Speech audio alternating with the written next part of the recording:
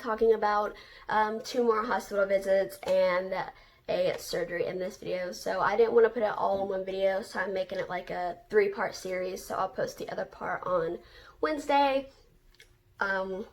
So yeah, let's just go ahead and hop right into the video. Oh yeah, I also want to mention that I actually own a shirt that says PCD on it, which is actually kind of hard to find because usually they don't make, like, I guess you could say, like, merchandise with like PCD and stuff like that on it, because PCD is super rare and you don't really see it and it's not very known. So yeah, I just wanted to mention that in the video because I'm pretty excited about this shirt. So yeah, let's just go and hop about into the video. So I had RSV, which, if you don't know what that is, usually infants and babies get that, and not older people like me. So at the time we didn't know what I had, and we were kind of confused on why I had that. I also had pneumonia, and they said it was resolving pneumonia. So I was in the hospital with RSV and pneumonia, antibiotics running through the fluids and stuff like that into my arm. Sorry, that was my scrunchie, but I had that, and I was in the hospital for 3 days, and it wasn't totally bad. It was actually kind of a short stay than what I usually do stay. So yeah, after that, in January the 9th, I had sinus surgery and a ciliary biopsy.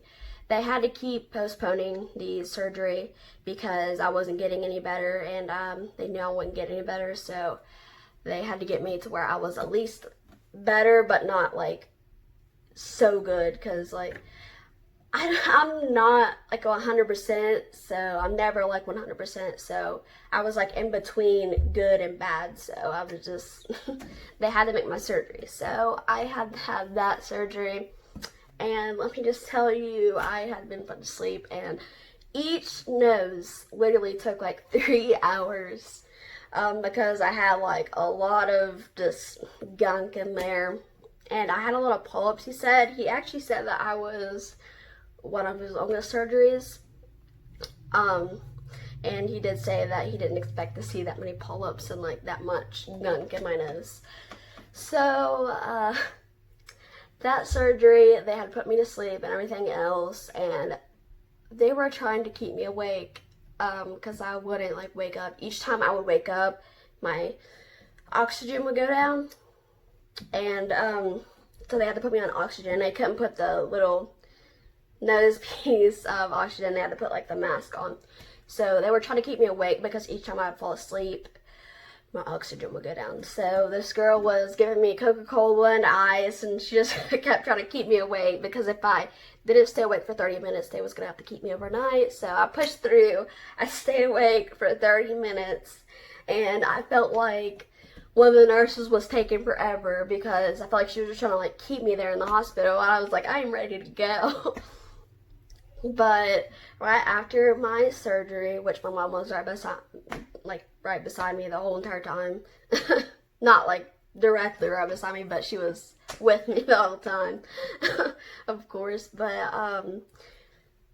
when I did have that surgery, like, I did not want to wake up, and like that was one of the most like horrible surgeries. I won't say the most horrible surgeries, but like I couldn't wake up, and like it was just like taking me so much like energy to get up, and like they kept trying to keep me awake and giving me Coca-Cola and stuff.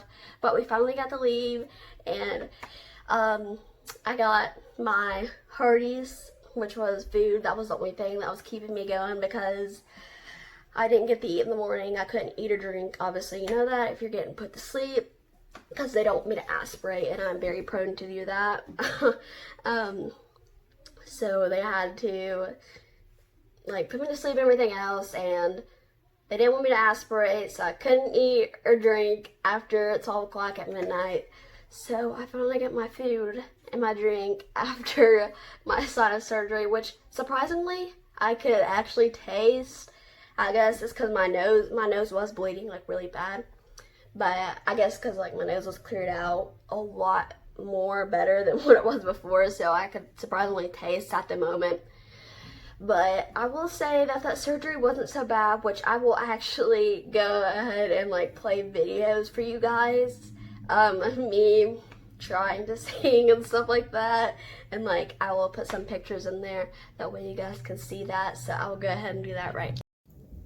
Look, if you get up, then we can go get something to eat. If you can try to wake up some.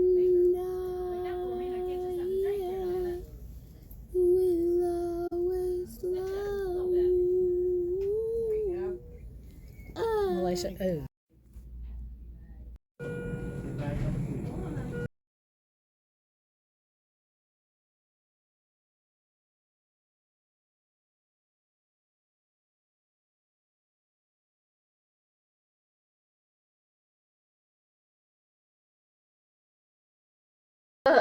If you guys seen those videos, I guess that's something to laugh about. Every time I get put to sleep, I always sing or pretend I'm listening to music. I have no idea why I do, but there's me attempting to sing, which is kind of hideous. But yeah, I'm gonna go ahead and hop into my other hospital stay. So let's just go ahead and get right into that. So after my sinus surgery, they thought everything would get better, and when I was little I had sinus surgery and everything else, and so we thought after when I had my sinus surgery when I was little I had got better, so they thought maybe I'd get better this time when I had sinus surgery, but nope. I didn't get any better. I was better for like a couple of days and everything else, and then I had got stuck in the hospital again. And so I was hospitalized, and I was there, I think it was January 25th, and I was there for 6 days. Okay. I was in January 25th, and I was there for 6 days. So, I had coronavirus and pneumonia.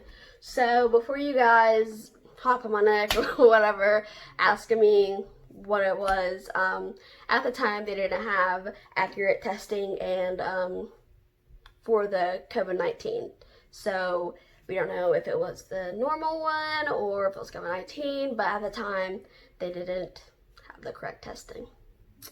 So yeah, I was on oxygen, which it was actually really bad hospital stay. My oxygen kept like going down, my heart rate would stay up, and I couldn't really move at all. I think that was actually the time where they actually wanted me to stay in bed, and like they had me like use a bedpan or whatever. Well, they were trying to give it to you. I did not want to use that at all. But if you don't know what a bedpan is, it's where you have to stay in the bed and like pee in this little pan. You can't actually go to the bathroom, but each time I'd go and get up, like literally I would sit up and my heart rate would like go skyrocket. I was kind of scared about that. So I had this little monitor thing on my finger because I wanted to keep like checking my heart rate and my blood pressure and everything else, and they wanted to stay on top of that because I think they were scared themselves. Everyone that came in the room, they had to get suited up, and if you don't know what that is, they don't want to get me sick and other kids sick. Like they don't want to bring in germs, so they had to get suited up. And actually a weird thing was that I had ground glass in my lungs, which if you don't know what that is, do not Google. Me and my mom actually Googled, and they told us not to Google, but we Googled anyways, and that was actually pretty scary. So yeah. Another pretty like weird thing was that they wouldn't let my mom back in the room. Well, they tried to say that I wasn't there, and they wouldn't let any younger kids like my little brothers go in the room or anything else. It was kind of like I was in my little room by myself. They were trying to keep me contained all by myself. So my mom had went to go get, I forgot what she was going to go get, but my dad was watching me, which my mom usually don't leave the room at all. She's always there, but she had to go. She was gonna go visit my little brothers because we was there for like 6 days and they was missing her, so my dad had to sit there with me. And when she went to come back in the room, which is like an hour later, I'd say, she went to come back in the room and she said my name and everything else. And they was like, we have no Malaysia here. My mom was like, yeah, you do, because that's my daughter. And I was just in the room with her. She said my name, my birthday, what room I was in. She was, I don't know. I think she probably got scared because they wasn't going to let her back in the room. And that would have been actually kind of scary because she's always during hospital stays. But they finally eventually let her back in the room. And we thought that was pretty weird. Also, my older brothers, which, brothers, I'm the only girl. My older brothers had came there and they had said that I wasn't there and that there was no Malaysia, which was, we thought was pretty weird because they kept saying that I wasn't there, and when someone would try to visit me, it's like they were just trying to keep me contained in one room without no one being in there. But yeah, we thought that was pretty weird about that little hospital stay. But yeah, that was my hospital stay the first time, my surgery, and then my other hospital stays. So I hope you guys enjoyed this video. And me ranting about my weird hospital stays and surgeries and everything else. Make sure to like, subscribe, and share with anyone you know, and I will see you all later. Bye.